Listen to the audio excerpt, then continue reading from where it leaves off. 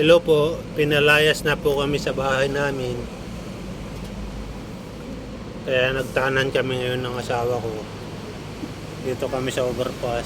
Ayun. Dito kami natulog.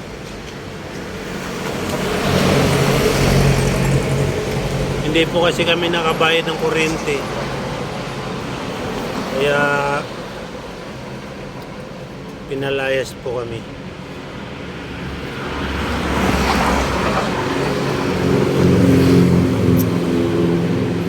Hindi nga ako makatulog kasi ang lamok.